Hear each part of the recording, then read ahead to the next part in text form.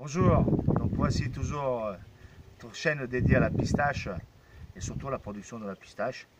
Et donc ici, comme d'habitude, on est toujours dans un endroit qui est tout est né sur la production de la pistache. C'est la commune de Brandt, située sur le flanc de l'Etna. Donc on peut le voir en pleine...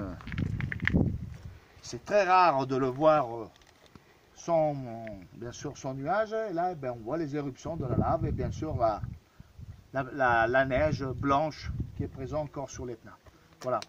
Donc voilà, c'est ça qui a besoin la pistache. La pistache a besoin de froid et de chaud. Donc à gauche, on a la Méditerranée à une trentaine de kilomètres. Et juste là, on a un 3300 mètres d'altitude avec quelques neiges encore présentes. Voilà. Cet hiver, ça a été un hiver très doux. La pistache n'a pas subi de gros écarts de température. Et donc on est dans une année off de la pistache sur la commune de Brandt. C'est l'année où on ne ramasse pas des pistaches. Au contraire, on enlève les fleurs sur le pistachier pour lui permettre de garder ses réserves et pouvoir être en pleine forme pour redémarrer l'année prochaine et faire des pistaches de première qualité. On ne pourrait pas arriver à produire tous les ans. Les rendements seraient tellement infimes. On est sur de la pierre lavique où il n'y a rien qui vit. Il y a une moto qui passe. Et donc voilà, vous pouvez regarder la terre, c'est de la lave. Le pistachier pousse sur de la lave pure.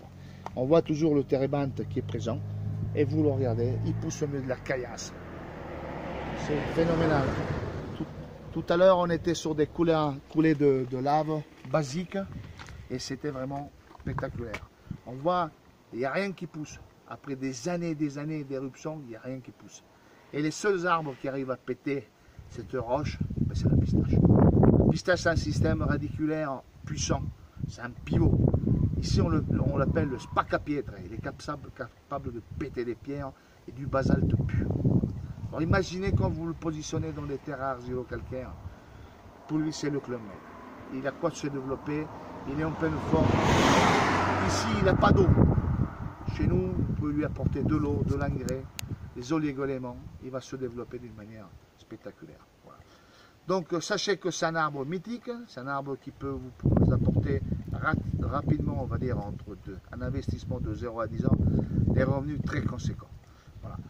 On peut faire de tout avec la pistache. On peut faire des chocolats à la pistache, de l'huile à la pistache, de la farine de pistache pour faire des galettes, des crêpes, etc. Du pistou à la pistache pour mettre ça dans les pâtes. On peut faire aussi de la crème à la pistache. Enfin, il y a des alternatives qui sont incroyables. Voilà. La pistache, c'est un produit extrêmement bon, très cher. Voilà. Et donc, nous, en France, on peut produire des pistaches. On a le térébinthe qui est présent depuis des millénaires. Donc, on n'a que simplement s'en occuper, le greffer, avoir des plants génétiquement sains et propres, et on arrive à produire des pistaches. Voilà. Ici, Lou le pistacher en direct de Brandt. Merci et à bientôt.